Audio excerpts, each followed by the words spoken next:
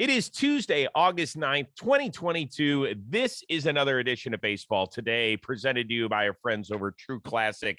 The best looking shirts, no matter if you look like a male model or you've got a dad bod, they will make you look fine and sexy. More details on that coming your way, but Plouffe's still hanging out in his little guitar shack. I don't even know what do we call this room that you're in? This is my guest area. Okay. There's a guest room back here. There's a bathroom back here, but we're still doing construction out there. And I want this to be as smooth a show as possible. So no jackhammer interruptions. I'll come in here and maybe I'll play a little diddle on one of these guitars later. You know what hasn't been the smooth? The season for the Boston Red Sox. Last year, they were just 2 wins away from making the World Series. This year, it has been an utter disaster. Guys underperforming, injuries all over the place. And now the latest news, the Chris Sale's season is done. That news came out early on Tuesday morning when it was reported he fell off a bike over the weekend, fracturing his wrist, and he has since then had surgery. Is this a lost season for those boys in Boston? Of course it is. I don't know how you could see any differently than that. I mean, this is a team that should be perennially a playoff contender, a World Series contender. I said they were going to be a 500 club at the beginning of this year because I didn't trust the starting pitching. I was a little bit off on that, but they ended up being right around a 500 team. They're 2 games under right now. They've had some big performances. Devers has been good. Bogarts has been good. JD Martinez has kind of slowed down a little bit, but he's been pretty good. But they just haven't got anything going at all. You know, it sucks when they're not in the race, and they've been passed by a bunch of teams. Every single team in the AL East has passed them. That's not what you expect out of the Boston Red Sox. Again, I wasn't sure that this was their year. I didn't really understand kind of the roster construction, but it worked last year. Not this year so much. And the Chris Sale thing is kind of just like the cherry on top. He comes back, he gets hit with the line drive. That was nobody's fault. We were really upset because he looked pretty damn good when he came back. Sure did. But this is inexcusable, man. I'm sorry. What do you mean inexcusable? Like he's not allowed to ride his bike? No, you can ride a bike, but don't fall off your bike, dude. Like you shouldn't be riding a bike in any way that you can fall off of it. So unless something crazy happened, like tell me how you can fall off a bike if you're just casually riding a bike. Well, that's the thing. Casually is the key word there. Maybe he was trying to stand on the bike, do something. Maybe he took his hands.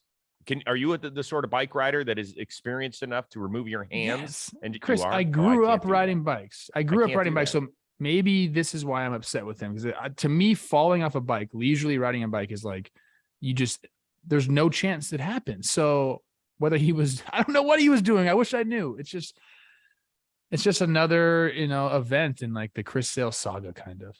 Are we sure he was riding a bike, by the way? I didn't want to say that. I've had lots of teammates come up with stories. I've come up with my own story when I got hurt doing something stupid before. So like, I wasn't going to say that, but you brought it up. Do tell. All right. One time I was in the minor leagues and there was a pool at the apartment complex that we lived in. We were up all night having some beverages there, and I was trying to swim across the entire pool. But there was no lights in the pool, so I couldn't really see the end. I ended up hitting my head on the wall of the pool. The next day, I came and told my manager that I fell off a Razor scooter. Well, that's not any better. Yeah, he didn't believe me at all. Like, it wasn't even a good story. So I got in like a lot of trouble for that. But I wasn't going to bring that up about Sale. I'm not sure that's the case. But can we hold on? I want to go back here. Did you get fined? I don't think I got fined. I got a stern talking to. I got benched a few days. I was told that, how I'm letting down my teammates, all that stuff that made me feel really bad and probably worse than a fine.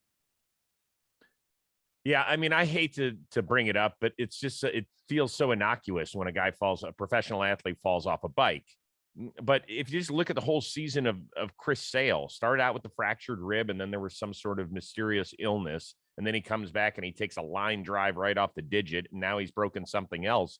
The man is literally broken. Since 2019, he has thrown less than 50 innings. Less than 50 innings.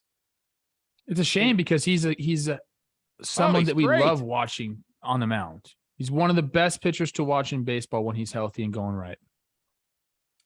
I don't get it. it has been a disastrous year. And I think that it would be even significantly worse if Alex Cora wasn't the manager of this team. Like what he did the other day with Duran, who had a son misplay and then started going at it with the fans in Kansas City. And, he pulled him aside and was like, listen, calm down.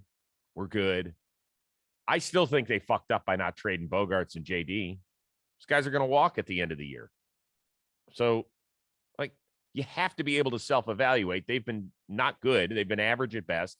I did say when they were playing well in the month of June that when Sale came back, if he got back to the Sale of old instead of the broken Chris Sale, that they had a shot to scare somebody. And everybody's like, oh, you're an idiot, Rose. I only said with the deal that if Sale was any good. Yeah. But now it's over. I'll see you next year. It'll be interesting to see what their roster is. Yeah, next year, I mean, we'll see. They got to make a lot of different moves. They got to put together almost a whole new roster. Yep. Well, speaking of a team that has put together a whole new roster, the San Diego Padres. And it hadn't been good since the trade deadline. They have one win. They got shut out again at home last night, 1-0 against the San Francisco Giants. So what is more frustrating for Padres fans right now? The fact that their offense can't score, or the fact that when they do score, like last night, that it gets overturned on yet another controversial replay.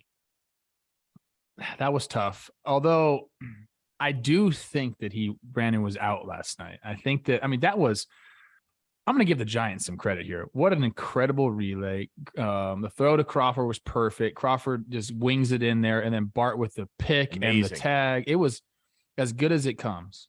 I thought that Drury's hand was kind of up as he was coming on the plate, and Bart got him just before he brought his hand down like that.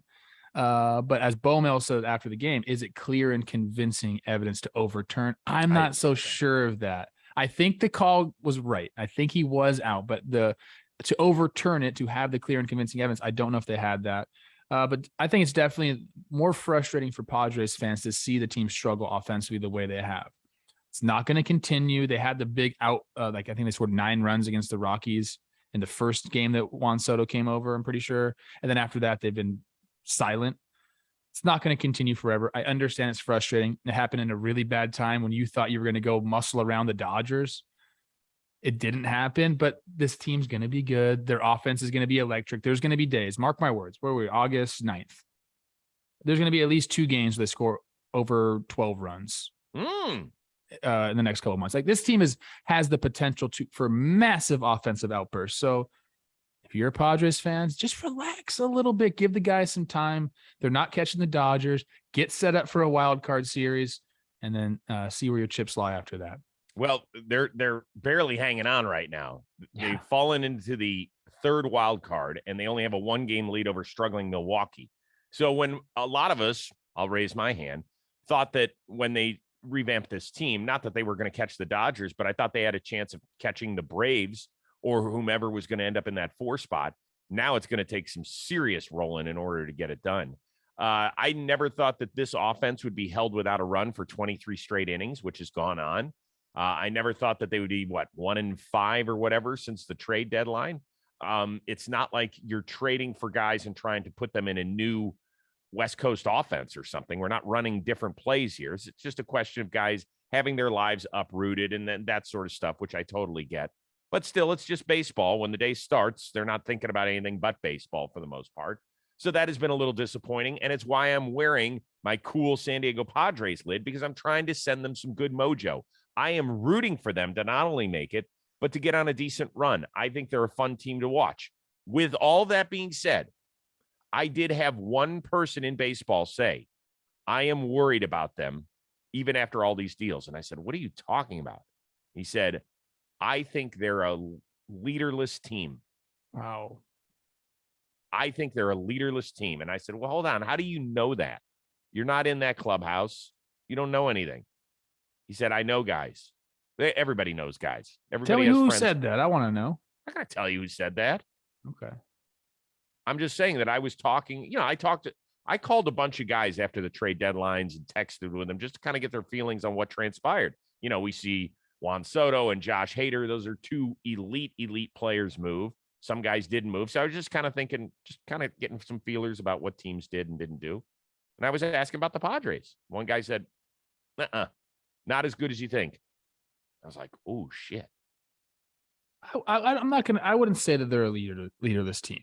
They have different types of leaders. I think Hosmer was probably the de facto leader there as far as a guy that could rally all the guys together. He's gone. I know.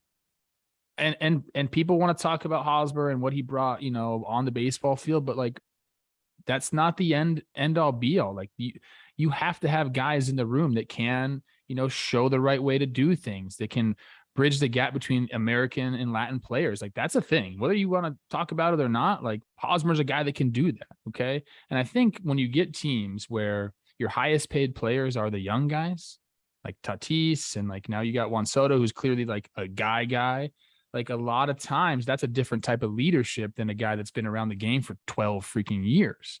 Like what the Cardinals have, that's like chiseled in stone leadership. They've been through the trials and fire. Like that doesn't make sense. You know what I'm talking about. The young guys, it's a different type of leadership. So I'm not going to say they're leaderless, but it's a different type of leadership. Maybe not what they need right now. Maybe they do need one of those veterans that's been around forever. Machado, maybe you got to step up and be that guy. I think the Padres will be just fine. I see them in the playoffs, no problem. I understand they're only a game up right now, but I believe they'll turn it around, catch fire altogether, and we'll be talking about this Padres team in a completely different light, in a couple of weeks. Okay. You know what you need in your life? True Classic. We're both wearing it. I think looks like we're wearing the same color t-shirt as well. In fact, True Classic has already helped over 2 million men finally get a better fit at an affordable price. So our listeners get access to the best deal they offer for a limited time only. You get 25% off with the code word today at trueclassic.com. As you can see, these things fit great. Now, Plouffe, former professional athlete, has actually chiseled himself like granite. What are you doing? I was counting all the compliments you were going to give me. That was only one. Oh, but it's true. I mean, you're amazing looking. You're in wonderful shape. You still work out all the time. And then there's a guy like me who I make no bones about it. I'm a Dow Joneser. I struggle with my weight. I struggle with the way that my upper body looks, my torso. And there's times I put shirts on. I'm like, that looks like shit. I cannot go out in that. I put this on yesterday for the first time. Michelle was like, unsolicited. She said, that fits you great. So whether you look like the top of the wedding cake or you look like dad bods are us, True Classic will take care of you. And it doesn't just stop at these t-shirts either. It's a one-stop shop for men's essential. They got polos, they got workout shirts, whatever it is, they've got it for you. And also for the big boys out there that are listening, they're going to take care of you as well. They go all the way up to triple XL in a staple of colors. I know we're wearing the same ones today, but we've got other ones that we'll be showing off in future shows. So stop beer belly shaming with better clothes. Go out and get this 25% off at trueclassics.com with the code word today. Stay classy. True Classics. Your dad bod will thank you. We thank you for listening. Here's part of the problem, though. Matt Carpenter broke his foot last night. Oh, gosh. What a bummer. Fouled the pitch off his foot, has a fracture. They don't know how long that's going to be. But just to give you a little idea, Ozzy Albies did the same sort of thing, and he's on the 60-day injured list. So if you do the 60-day thing, I know it's not fair to do, but that puts you right on the precipice of the postseason. How much are they going to miss him if he's not back? A ton. I mean, the one silver lining here, and we know like offensively, he's been a force. Hasn't played in a lot of games, but in those games that he's played, he's been a Babe Ruth. I don't know. What do you want to call him? The guy's numbers are incredible. He's slugging over 700, right? Like it's ridiculous. It's ridiculous. So they're going to miss that. And they're also without Stanton right now. So they're going to go through some times now where they need to find, who's going to be their DH. Rizzo's kind of has some nagging injuries as well. The thing, though, that they're going to be able to keep around, and we just talked about this with the Padres, this guy's been a leader for them. He's been able to go around that clubhouse and kind of give knowledge to different hitters and be that guy, show them how to work, how to prepare. And that'll still be around. I think that's really good. And that was even mentioned by a couple of different players. Benintendi says, we're still going to have this guy around in the clubhouse. And at least we can take that away from this. Hopefully he's a quick healer. He says he wants to be back sometime in September to help with a stretch run. Hopefully that happens. But they're going to miss him for sure. I mean, there was just something about when he stepped up to the plate that, gave the Yankees some sort of energy, some sort of vibe that, teams need in these dog days of August. You need a guy up there that's been through it that you can say like, dang, this guy's going to give us a good at bat.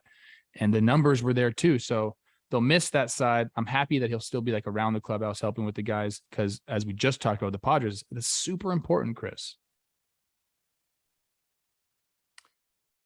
I'm sad for him. I'm really sad for him. I thought the guy's baseball career was done. I really did. I thought that based on the last couple of years, he looked so lost at the plate and he rediscovered it. It was kind of like when Hunter Pence went to, I forget where he went. Did he go to the Mexican League? Did he go to the Dominican? I forget where it was that he went. Yeah, he went to Winter Ball. He went to Winter Ball and rediscovered his swing and became an all-star when he came back, which was great. And Matt Carpenter, although he's not rah-rah like Hunter Pence, certainly provided a different energy to this Yankee team. Now, outside of Rizzo, what's that left-handed threat at the plate? Benintendi's kind of he's not a power hitter. He doesn't hit for extra bases. He could still be really good. Aaron Hicks has battled his demons from that side of the plate this year. So it's kind of Rizzo or nothing from the left side. That could be big come playoff time if he's not available. Now, to Matt Carpenter's credit, he says, you haven't heard the last of me. We don't know. He's not a doctor. We're not doctors. And the doctors might not even know his healing process. Everybody's different. I hope he comes back. I'm not so sure it'll happen. I'm just curious that over the next month, will he be able to walk barefoot on the grass at stadiums? Just 1 foot. Yeah, 1 foot. He's going to get half of his grounding in. Yeah. Maybe the toes can touch it. What this guy's done, I mean, look at the freaking numbers, Chris. 412 OBP, a 727 slug. If anything, okay, say Matt Carpenter's done for the year and he has to just sit and watch this Yankee team. He's bought himself, for sure, a major league contract next year. Oh, yeah. And possibly a 2-year deal. Like he's put himself back into the Major League Baseball fold where he's going to be a player that teams are going to be bidding for his services. So like he probably didn't think that coming into the season that this would be the situation. He has absolutely resurrected his career. And I don't know if I don't know what his plan is. If he wants to continue playing for as long as possible, it kind of seems like it now. He worked his way back. Might as well. So I take that away too. Like this guy's earned himself another contract in the big leagues. I'm happy. What is that? Is everybody else hearing that? Clap if you're hearing that. It sounds like one of our microphones is farting. Are you hearing that? I don't hear it, so it must be mine. I don't know. There it is.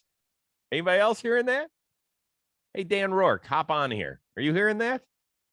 What? Oh, my God. It must just be me.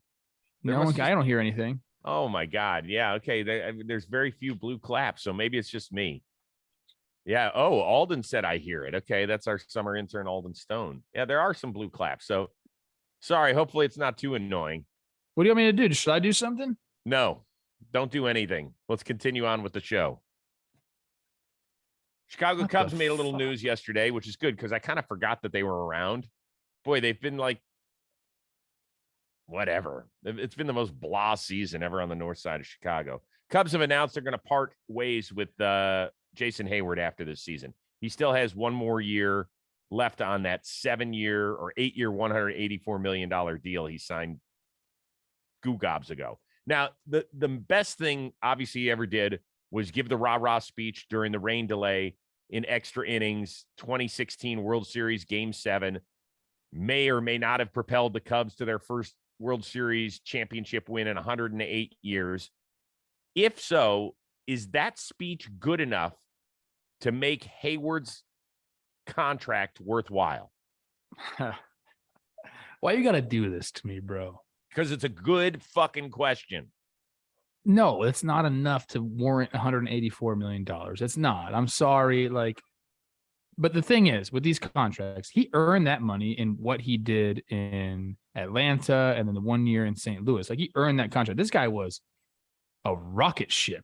Mm-hmm. Like he was putting up like 6-7 more seasons, every single year. And then I don't know what happened when he got to Chicago. The bat basically went away. He had a couple good years defensively there. He still put up some value because he could play the outfield. But the bat just went away. But I mean, so he offers defense. He definitely offered leadership. We saw that in 2016 and the rest of his tenure there. Everyone speaks very, very highly of Jason Heyward. I think that this guy is incredible. I don't want this to seem like I'm talking poorly about him, but I don't think, the speech warranted the $184 million. I would say that most people, if you're just looking at it from a value standpoint, would say, yeah, it was a bad contract. Not to say that he didn't give anything to the Cubs. Like he meant something to that organization. I think that they're probably doing the right thing going away from that contract and bringing up some young guys next year. We'll see where he lands. If somebody wants to pick him up for league minimum, they can. And, maybe that a change of senior will change things for him too. He's only 32 years older. And in fact, today's his birthday. Today's his birthday, Chris, and you're making me talk poorly about this guy. I know, but he understands that. And by the way, you've heard this about him since day one. What a great dude he is. Ever since that first home run he hit off of Carlos Zambrano when he first came up. First at bat. And everybody's like, oh, I was watching that shit. I know. Live in the clubhouse. Yeah. And everybody in baseball was like, here we go. Here we go. And he had, 5 years in Atlanta where it was fantastic. And then I think a solid year in St. Louis, and then it just fell apart. Now, I will make the argument that it was a worthwhile contract for the Cubs. Okay. If the Cubs players say that his speech meant that much to where it helped them propel to their first World Series championship in over 100 years, then how can you say it wasn't? Like, I look at the Barry Zito contract that he got from the Giants, and everybody, what was it, like 7 years, 126 million or something like that? He pitched an enormous game in 2012 in the NLCS. I think it was Game 5 in St. Louis. I believe the Giants were down 3-1. They ended up winning that night. They won the last two. They ended up winning their second World Series in 3 years. I don't believe Zito was on the World Series roster in 2010. But that one game, if you were to ask Giants fans, they're like, yeah. I mean, maybe most of the contract was shitty, but it made it worthwhile because he saved our ass that season. And I think you could make the same argument for Jason Heyward, but because it's not tangible or it's nothing that we saw, it's hard for us to take the word for it. I'm okay. I'm fine with it. You want to say it's worth it? You're agree muted. with you. You're muted on amp. I'm not muted on amp. Oh, I know why. Hold on a second. Hello. Hello, it's Matthew at the Burbank Gate. I think Diego, he's here to pick up a dumpster bin. Sure. Yep, let him in. Thanks. Oh my God. Hold Diego, on. for people that couldn't hear that on amp, he just had to answer a call because Diego's here to pick up a dumpster. Am I back on it? No, yeah, I'm sorry, people. Someone was calling my phone. It was the gate. It was the guard gate. They wouldn't stop calling my phone. They needed to pick up some concrete from my house, man. Dude, you got too much shit going on there. It's wild, Heroes. I'm happy you made the case for Jason Heyward earning that money. I think what I'd said, and this has happened too long ago now for me to remember, bad short-term memory. He earned the contract. I don't think Chicago's front office would say that it was warranted. He played to the money. But if you want to make that case, that speech was worth $184 million. I'm fine with that because look, it did end that drought. I'd be curious. Maybe we should throw that up as a poll somewhere. I would be curious to see, and only Cubs fans can vote. Be curious. Okay. See what the vote would be. Only Cubs fans. All right. Last thing. I'm going to change this up. Rob Manfred, we did a little vlog of you at the draft. You know, you were only there 11 hours to speak 23 seconds for a Twins pick or two. There's an amazing shot of you sitting on the dais, Rob Manfred making an announcement, walking out, looking at you, like doing a double take, and then going back. Is there something that we should know? He walked past and then backed up to look at me again. I don't know if he was trying to size me up. Like, is he trying to say, like, who is this dude? Let me get a good look at him physically. He's probably seen the stuff I do online, but now he wants to see how I look in person. He probably didn't like it. Drake says I'm bigger in person. You'll see what I mean. I think Rob probably got that impression of me. Or maybe he was like, hey, you want to get on the golf course? Because I have talked a little bit of trash about his golf game. He says he's a 2 handicap. I am not buying that shit. I'm just not. So clearly Rob has a problem. He wants to have some sort of beef. I think we need to have a sit down, me and Rob. A man-to-man sit down, just hash it out, So I know his number one PR guy very well. Would you like me to take that video, send it to him, and maybe set up a little powwow between the two of you? No, actually, I don't. I like the cat and mouse game. I don't think Rob and I should ever meet again face to face. It should just be online jabs, him looking at me. I'm saying something on my TV show here. That's it. It's better. It's better that way. Probably. Let's leave it mysterious. Yeah. Or he could have been looking at somebody else too, by the way. Probably not. What do you have coming up on John Boy?